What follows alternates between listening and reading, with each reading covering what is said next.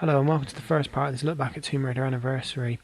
Tomb Raider Anniversary, for those who don't know, is a remake of the original Tomb Raider game that came out in 1996. This game actually came out in 2007, so it's actually 11 years on, but it was designed to be for the 10-year anniversary of Tomb Raider. This is the scene from the original game. It kind of sort of shows what happened. It doesn't really give a lot of detail to the story, but later on you'll understand the scene throughout the playthrough. Because at first I didn't have a clue what this, when I played the original game, and sort of knowing what I know now, I know what the scene's about. I can understand where it's come from. For those who have played the original game and completed Anniversary, they'll also know.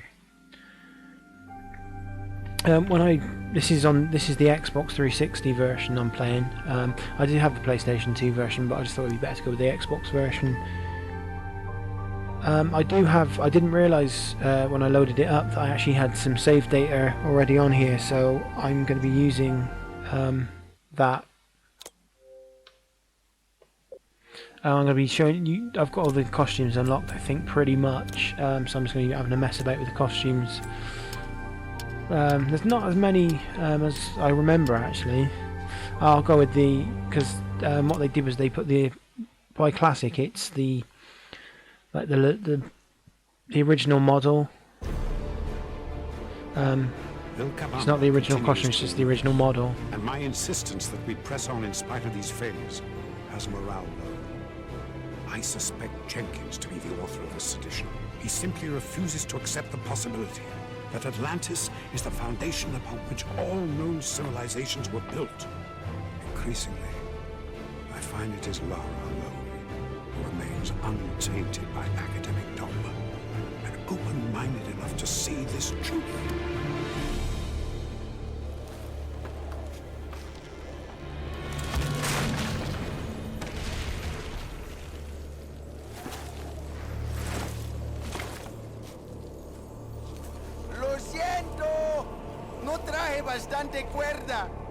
Not to worry, I'll find another way up.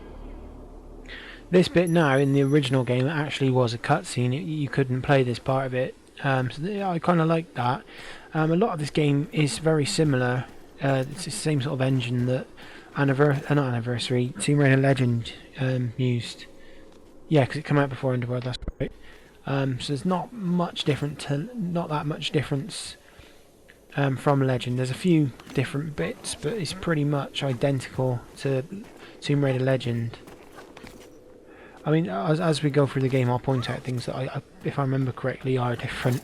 I haven't played Tomb Raider Legend in a couple of years, so I do remember a lot of the game anyway. So yeah, why I paused here, I don't know. Oh, I don't know why I paused there.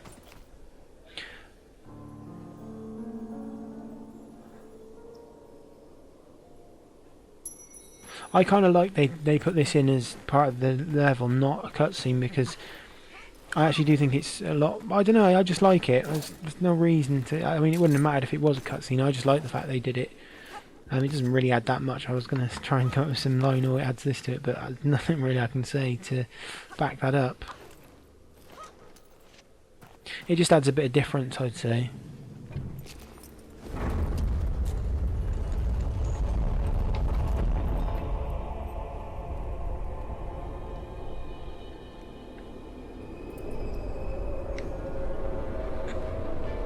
And 3 guesses what that is.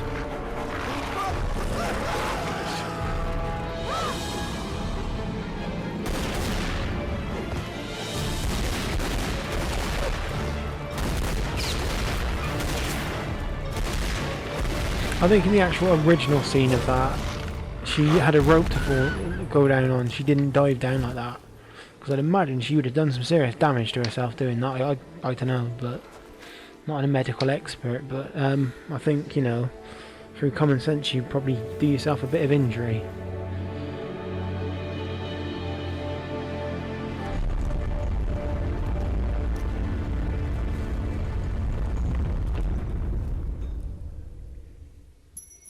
And when the door's shut, you know that just got real. This is something I think was not in Legends. I kind of use this to get through these because I really shouldn't. I'm kind of in a way showing off, but I always find I get through the arrows a lot easier doing that. And what I'm going to try and do through this, what I've actually decided to do since recording this, I'm going to be starting the game again on a different account. I've got another one, I think, or I'll just make an account that's not on Xbox Live, and I'm going to start the game from the beginning, because it just is kind of annoying, because I want to show a lot of, well, where the secret relics are and all that if I can, but where I've obviously got them already, it's going to be hard to show you, so I'll try my best to point out, but this one I found really tricky, but it's not really that hard, because I think you got relics and artifacts. Now the artifacts are the ones that unlock the costumes. I don't know what the relics do. I think they just give you bits of information, but the first one should just be in there. I was actually going to show you, but I fell down, and it's point I don't really want to go up there again, but it's going to be up there. I actually can't believe this game is 5 years old. It only seems like yesterday. Well, it doesn't actually. I remember when I first got it on PlayStation 2, I just absolutely loved it. Because I think that was one of the sort of last games towards the end of PlayStation 2. I'm not sure, but I mean, graphically wise on the PlayStation 2, it was absolutely amazing. I know, well, obviously PlayStation 3 had been out, I think, and obviously Xbox was out in 2005, the 360, so I mean there was, you know, better looking consoles out there at the time, but I mean still it looked amazing. I think originally they put this on Xbox as a downloadable game to start with, and they did it in 2 parts if I remember, because I didn't have an Xbox when they released it, so no, I wouldn't have, no, because that's when I first got my PlayStation 3 when this came out. So no, I wouldn't have had an Xbox, but I remember someone saying to me they were doing it in 2 parts, because I know they put it on the Wii. That's where the second artifact, or relic actually I think, is going to be. You'll be able to see it, because obviously I've got it, you won't be able to see it, and I kind of mucked that up. Yeah, I know it's on the Wii. That I don't know, that I think would be quite hard to play with the Wii, but I couldn't say for sure, because I haven't played it, so I can't really say. I always thought, because if it was using motion controls it might be a bit hard, but I mean there's a lot of games on the Wii that I've played where you don't have to do too much of, you know, motion controls. That's really quite good. I mean I think the motion controls obviously the best thing about the Wii in some ways, but sometimes it can be really quite annoying, and it can make things I mean Call of Duty 3 really annoys me on the Wii, where you have to, when like an enemy soldier hits you with the gun, you have to push away to get them off you, and I can't, it gets on my nerves, so yeah, I mean some games I like on the Wii, some I don't. But the reason I do have the PlayStation 2 version and the Xbox version, the Xbox 360 version, because I don't think it was on the original Xbox actually, but yeah, I think it was about 2010, about December time, they had in Game Station the whole, like, I think it was box sets of, well they weren't like box sets, but they had like the games together, like sort of like if there was like 2 of them together, like so 1 and 2, that for that example, and they had Tomb Raider Anniversary Legend, which I didn't have, and Underworld, which I think I did have on the PlayStation 3 at the time, and someone, I think it was my sister, bought him for me, because she didn't know I had Underworld, but I didn't have Legend, so I had to give it away I gave it away and I traded my 3rd Xbox in, before I got my 4th one in 2009, so it was good to have Legend back, and what was great about having Underworld back is on the Xbox there's some stuff that's only for the Xbox, like special costumes, so that's always handy, and well, I sat and played it.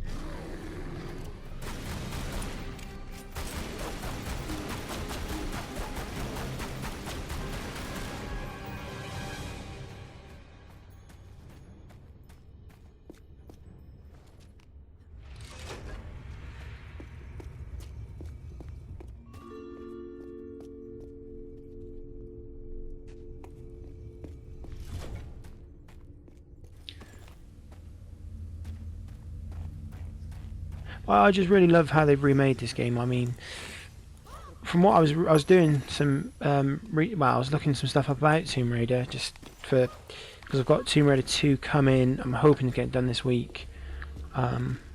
So it should be this week or next because I'm a bit behind. I've been a bit I haven't really been making videos. I've just been busy with other things really.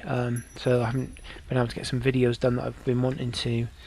So I'll just have to try and find a time. It probably might be over the weekend actually, to be honest, because I haven't done a video in quite some time. So there's a bit of a backlog of stuff I want to do. But while I was looking at that, it actually turns out that Anniversary was one of the worst Tomb Raiders selling Tomb Raiders or something like that. I will look it up further because I can't remember the full thing. I just remember and reading something like that. It didn't sell as many as could have, which is a shame. That bit there that we just went through, where she had to swing over on the pole to go to the side, actually has changed because in the original, my little strategy didn't work there. But no, the bit just before that, there used to be like some stairs and this really creepy music would play. As I was saying in my first Tomb Raider, quick look back at, I think it was called Tomb Raider. I might put the link in the description, in the video, in a whatever they call them. But there's like a trap. There's like these wolves coming at you in this scary music. And you have to run down these two wolves waiting for you. And there's a little puzzle where you have to stand on this thing, and you have to quickly jump to the other side with the door shut on you. And they changed that in this one. But this bit's pretty much the same, to be honest. So in some ways, it was quite. I was like, oh, we got to do this puzzle now when I first got to this part. And then when I was seeing that, I was kind of relieved I didn't have to do it. But it's not a hard puzzle. It's just a bit random, really. It can be. It used to be a little bit tricky when I was sort of younger. I didn't quite understand it, but this one's quite. It's quite. It wasn't that bad now, for me. But yeah, I was kind of relieved to not see it then. But now it doesn't really bother me if they would have put it in. In some ways, I kind of miss they didn't put it in, but I don't think it's a big problem. But as I've always said, when you look at game sales, it doesn't. For me, it doesn't really tell the whole story because you don't know why people didn't want to buy it. Do you know what I mean? There's a million reasons why people don't want to buy something. It could be they didn't have the money at the time, or they forgot about it. There's loads of games that there's the games I've forgot about or missed out. I mean, Mass Effect over the last 2 years has been a game that I wouldn't have looked twice at back in 2007. And actually playing it, I'm kind of gutted I didn't. I'm kind of glad I did find it, but it's just annoying I missed out on it. So I mean, there's a million reasons why sales don't tell the story. I think sometimes I don't think game reviews tell the story as well. I think there's games I've really enjoyed that have got really poor scores. I mean, the one that shocked me this year was Max Payne. I can't remember what website it was now.